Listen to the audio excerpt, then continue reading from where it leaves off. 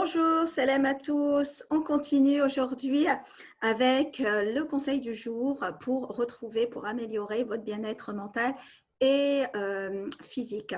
Donc, comme je vous l'ai expliqué pendant toute la semaine, je vais vous donner quelques astuces. Pourquoi? Pour bien commencer cette année. Je vois de plus en plus de personnes très angoissées, très stressées. Pas mal de choses remontent à la surface depuis qu'il y a eu ce confinement. Donc, des choses qui peuvent être inexplicables pour vous, que vous ne comprenez pas, alors que là, aujourd'hui, peut-être votre inconscient, votre mental lâche un peu dû à des choses que vous avez cumulées. Donc l'état émotionnel peut être parasité aujourd'hui. Donc, ce que j'ai remarqué chez les personnes que j'accompagne, donc pour ceux qui ne me connaissent pas encore, donc je suis Ilham Balaïl, donc je suis psychologue et coach. J'accompagne depuis à peu près 13 ans les individus à retrouver un mieux-être individuel, à accepter son atypie et à vivre sereinement aussi sa parentalité. Donc, chose qui est importante pour être bien et avoir sa place dans la société, mais être bien dans ses baskets et bien dans tous les domaines de vie. Donc, aujourd'hui, on va continuer la série d'astuces sur ce bien-être. Alors, hier, on avait parlé de la fameuse respiration en lien avec les fameux masques.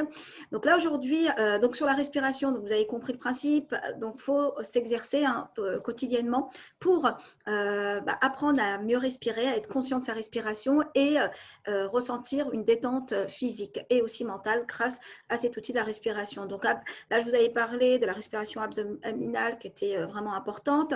Donc, ça peut être aussi respirer quand vous sentez qu'il y a trop d'angoisse, vous êtes stressé, angoissé, quitte à bloquer votre respiration et d'expirer. Donc, de le faire 3 fois, ça aussi, ça permet de détendre et se recentrer rapidement sur le corps. Donc, voilà. Je pense que je mettrai peut-être d'autres choses, d'autres exercices, du type relaxation, du type en lien avec la respiration qui pourra, vous allez tester puis vous allez voir ce qui vous convient. Alors aujourd'hui, deuxième astuce. Alors, quand on parlait, alors hier j'ai voulu vous faire une vidéo en fait à l'extérieur. J'ai commencé à faire une vidéo à l'extérieur, mais bon, ça n'a pas fonctionné, j'ai pas pu la poster. Donc, alors pourquoi à l'extérieur? Aujourd'hui, je voulais parler de ça. On est tellement occupé dans notre quotidien. Là je te parle à toi, tu es, je pense, pris au quotidien, la rentrée scolaire. Là, on est dans les préparatifs de la rentrée. On doit amener les enfants à l'école, on doit reprendre le rythme du travail. Certains sont encore en télétravail par rapport au contexte, ce contexte social.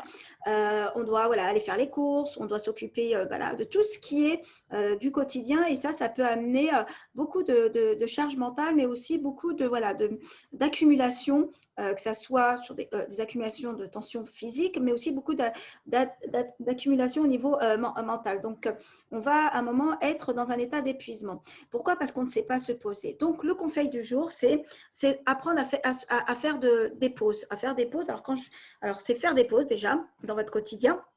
Mais également, en dehors de faire des pauses dans le quotidien, c'est aussi des pauses pour se retrouver. Alors, je te conseille d'apprendre à t'isoler. Alors, t'isoler partiellement ou totalement, selon toi, ce que tu peux faire, parce que selon nos emplois du temps, selon aussi nos contraintes, on ne peut pas toujours partir, sortir pendant une journée ou selon la durée, selon les contraintes que tu peux avoir. Donc, là, le conseil du jour que j'aimerais te partager et ce que je fais moi régulièrement, et c'est ce que j'ai fait aussi hier, pour te dire, j'avais besoin de me retrouver, et ce que je fais souvent, je laisse aussi des fois les enfants, des fois, j'essaye de trouver des moments où j'esquive. Et ça, c'est vraiment important. Et je vous conseille vraiment de le faire. C'est-à-dire que lorsque vous allez sortir, déjà prendre l'air, déjà vous oxygénez le cerveau. Donc, ça permet d'avoir cette coupure. Donc, le fait de s'isoler, de sortir, que ce soit je m'isole à la maison, si vous avez de la place ou un cadre où vous pouvez avoir un sas de décompression, parce qu'on a besoin de ce sas de décompression par rapport à tout ce qui se passe dans la journée. Donc, ça permet, lorsqu'on sort à l'extérieur, déjà de s'oxygéner. Ça permet d'oxygéner votre cerveau, ça permet vraiment d'avoir cette coupure qui est nécessaire. On a besoin d'avoir cette coupure. Et dans l'idéal, si vous pouvez prendre l'air à l'extérieur, près de la nature ou dans la nature, en forêt ou dans un parc, moi je vous conseille vivement parce que l'énergie de la nature, on l'absorbe et elle absorbe les énergies négatives. Donc demain, je vous parlerai de ça, de l'astuce énergie. J'en dis pas plus. avoir demain, à être connecté. Donc, le fait de s'isoler, ça permet aussi de prendre du recul. C'est-à-dire que lorsqu'on on est vraiment dans la tête dans le guidon, dans nos problèmes et on est pris par le temps, le fait de s'accorder du temps de solitude. Alors, quand je dis du temps de solitude, on a besoin d'être seul. Beaucoup de personnes que j'accompagne depuis quelques années, je remarque que certaines personnes sont mal à l'aise avec la solitude, ont du mal, ont toujours besoin d'avoir une présence. Alors, si ce n'est pas une présence physique, une personne, ça va être des bruits de fond, de la télé. Vraiment, ils ont du mal à se retrouver avec soi. Alors que se retrouver avec soi, se recentrer sur soi est essentiel pour votre bien-être physique et mental. Donc, il faut un moment, et pas mal d'études ont montré, le fait de se retrouver, de cultiver la solitude permet d'être moins dans l'anxiété et moins dans le stress, de moins absorber tout ça. Donc, ça permet aussi de prendre du recul, de se poser et de voir un peu qu'est-ce qui va pas dans ma vie, mais surtout de mettre une coupure, surtout s'il y a trop de tension dans votre entourage familial, trop de tension au travail. Le fait d'avoir cette prise de recul, cette coupure va vous permettre de se recentrer. Donc, le fait de s'isoler a ce bénéfice-là. Donc, petit aussi, le fait aussi d'avoir cette coupure, donc ça va être une coupure pour soi, mais aussi une coupure pour par rapport au monde, par rapport à l'extérieur. Souvent, on va avoir un environnement souvent toxique, un environnement où des personnes qui vont nous dégager, nous projeter leur peur, leur stress, leur négativité, tout ça, on va l'absorber. Malheureusement, on l'absorbe de façon inconsciente. Tout ça, ça a un impact sur notre mental. Et des fois, sans se rendre compte, on pense que non, qu'il n'y a rien qui m'a stressé. Je prends un exemple d'une personne que j'accompagne récemment. Donc, c'est un chef d'entreprise. Bon, il a plein d'entreprises, le monsieur, mais il est dans un état de fatigue, épuisement, la physique et mentale. Bref, je pense que c'est un burn-out. Et pour lui, son état émotionnel qu'il a aujourd'hui, crise d'anxiété, stress, crise de panique, etc., il ne comprend pas, en fait, pourquoi il est arrivé à cet état-là. Pour lui, tout était bien dans sa vie. Voilà, il travaillait, il s'occupait de sa famille, il faisait des choses qu'il aimait, etc. Mais à un moment donné, il ne s'est pas rendu compte qu'il y avait des choses qui n'étaient pas en cohérence, qui n'étaient pas alignées avec lui dans ce qu'il faisait au quotidien. Et il y avait aussi beaucoup de charges mentales liées au travail. Souvent, on ne s'aperçoit pas qu'à un moment donné, notre corps, il va lâcher. Notre corps va nous envoyer des signaux d'alarme, mais on ne va pas les écouter. Et c'est là où vous devez être attentif. Ça sera la prochaine astuce où je vous parlerai du fameux corps. On a parlé hier de la respiration, mais vous verrez par la suite. Donc, à un moment donné, on ne se rend pas compte, on pense que c'est pas normal. Pourquoi? Parce qu'on n'a pas aussi on ne prend pas ce temps de coupure avec soi et avec ce monde, avec ce quotidien qui peut être très effréné et qui fait que, à un moment, on n'a pas le temps pour prendre soin de soi et d'écouter ce qui se passe à l'intérieur de nous, notamment les émotions. Donc, le fait de s'isoler, d'avoir cette coupure, cette pause pour se retrouver, va vous permettre de couper sur ce quotidien, va vous permettre de vous protéger de votre espace vital parce qu'on a besoin, et ça je le dis tout le temps et je vous le dis, je te le dis, garde ton espace vital. C'est-à-dire c'est très bien de s'occuper de ton entourage, mais il faut que tu t'occupes de toi. C'est-à-dire ce qui crée du stress et de l'anxiété et un mal-être physique et même qui peut déclencher aussi des maladies parce qu'on vient déséquilibrer pas mal de choses et on reviendra dessus demain. Mais l'isolement et le fait d'avoir cet espace vital que pour soi, pour se replonger, a beaucoup de bénéfices. Beaucoup de bénéfices déjà pour notre corps parce qu'il fait une pause, il réfléchit. Ça permet aussi de lâcher cette pression mentale. Et en plus, on le voit, déjà on le voit dans toutes les religions. Qu'est-ce qui fait qu'au niveau spirituel, on a toujours eu on met beaucoup en avant cette retraite spirituelle, le fait de se retrouver. C'est pourquoi? Tout simplement pour revenir avec soi. C'est-à-dire de se couper et d'être vraiment soit dans sa spiritualité, de voir donner du sens à sa vie, de savoir ce qui va être important, mais surtout de se retrouver à l'intérieur de soi. Et on en a besoin. On est beaucoup dans l'extérieur, mais pas dans l'intérieur. Et ça peut être une source de stress et d'anxiété parce qu'on va cumuler tout ça.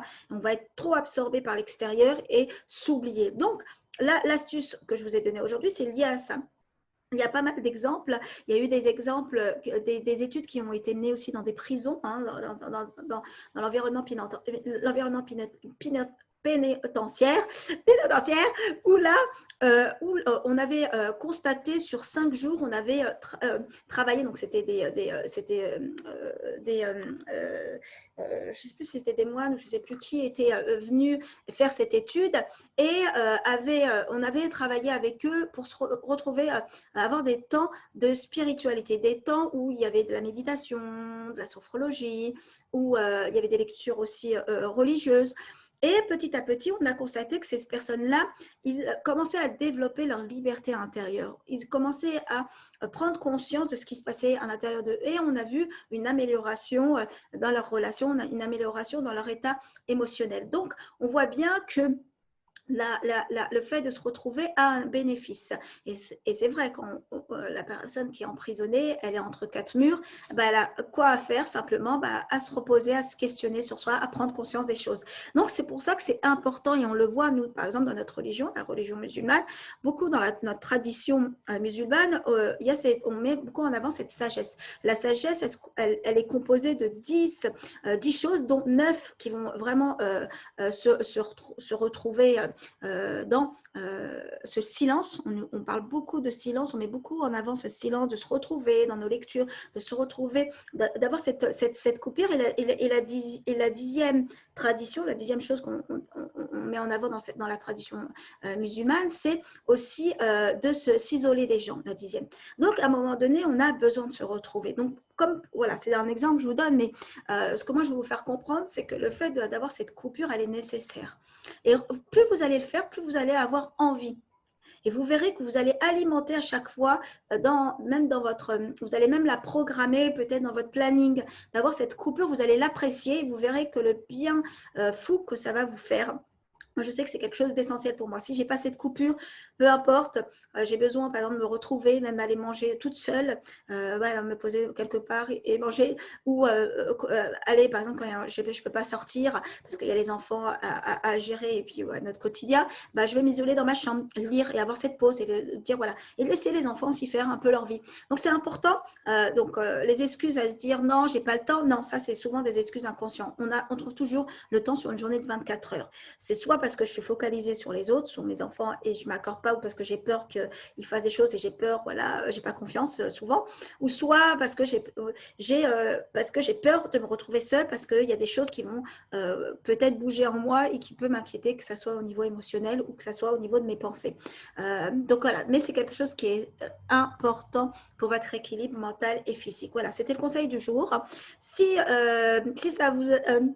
si tu as des questions, si tu veux me dire un peu ce que tu en penses, est-ce que tu le fais au quotidien, est-ce que tu t'accordes ce temps de pause et voilà, est-ce que tu t'isoles de temps en temps loin de ton quotidien, donc dis-le-moi en commentaire, pose-moi des questions, je t'invite aussi à partager, je t'invite aussi à t'abonner si tu n'es pas abonné et je te souhaite une agréable journée et je te dis à demain pour la 3e astuce. Prends soin de toi et à plus tard. Salam, au revoir à toi.